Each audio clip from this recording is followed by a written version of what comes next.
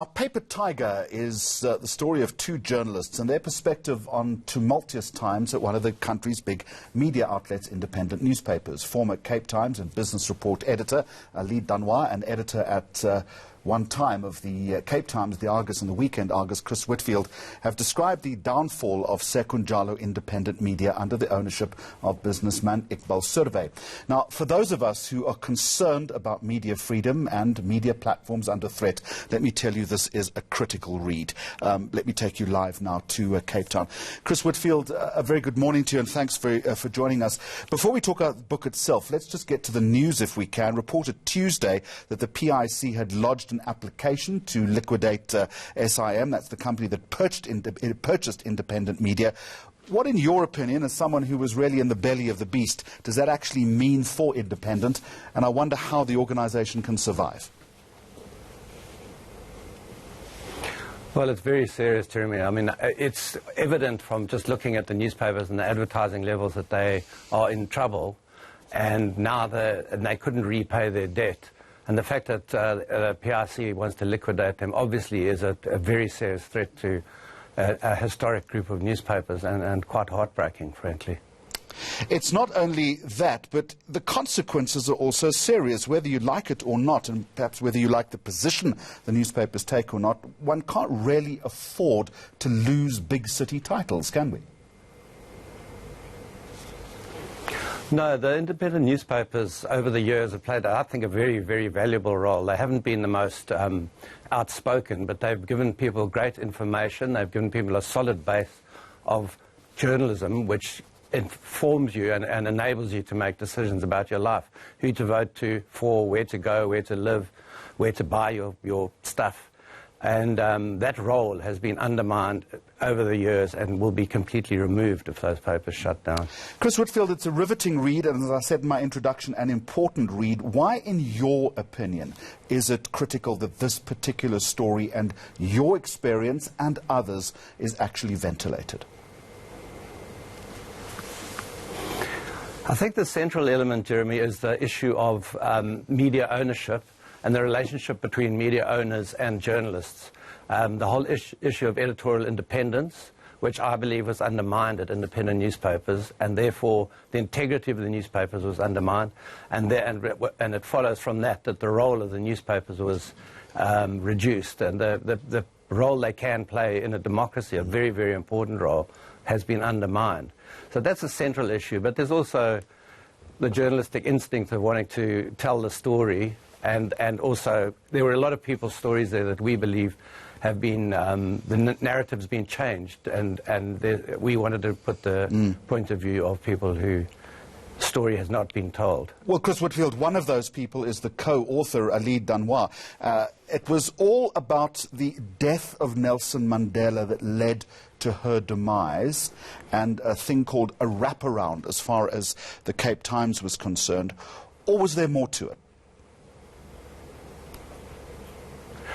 Well, that was the central issue, but the company came to allege that Alide was fired because she disrespected Nelson Mandela by producing a 4-page wraparound.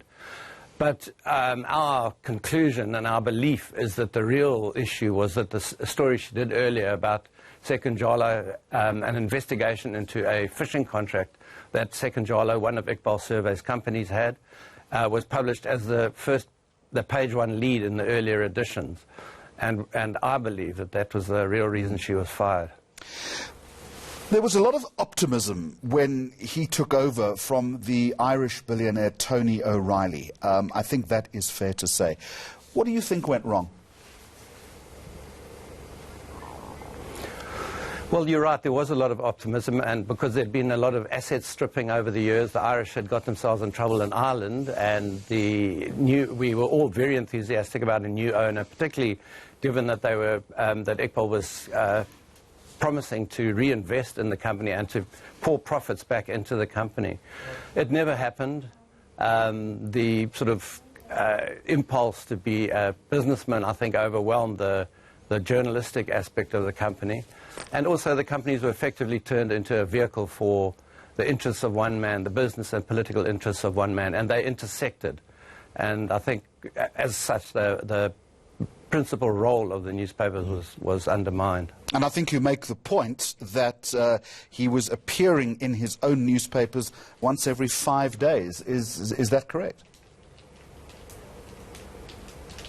Yes, yeah. There's a ego element to it, and it's quite entertaining. You would have, if you read the book, you'll see that we have tape recordings of some of the stuff that he said about himself, which is quite extraordinary.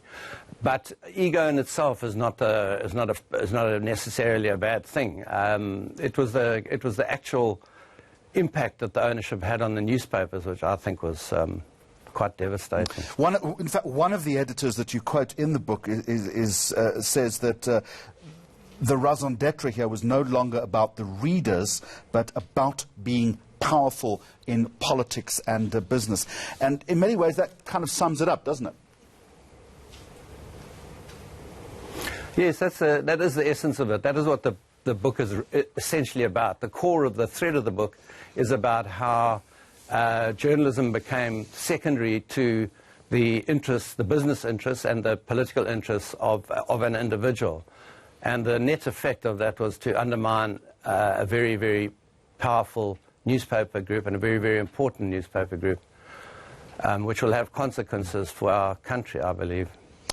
The man himself, you also spend some time dissecting. There's a chapter called The Guru Doctor, including claims about being a sports psychologist. That one was new to me.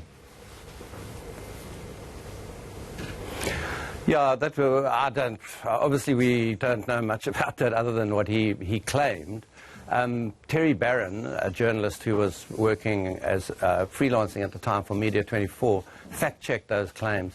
And in effect, he found that there was very little veracity in them.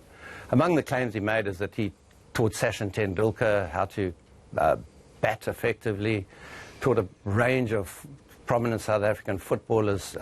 They've kind of mentally coached them, all of which we've been unable to verify.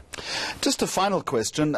It's an astonishing book about the downfall of a very important newspaper group. What response, if any, have you had from Dr. Surve himself? Because he's fairly litigious, is he not?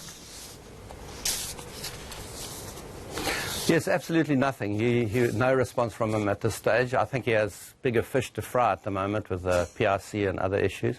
There was a review in the Saturday Argus, which was very, very damning of the book and quite funny. And I've seen on social media one or two of his editors have come to his defense. But other than that, no response. All right, Chris Whitfield in Cape Town, thank you. The book is called Paper Tiger, and it's subtitled Iqbal Surve and the Downfall of Independent Newspapers. It is well worth a read if, as I say, you're interested in media freedom and the critical role that media plays in this country.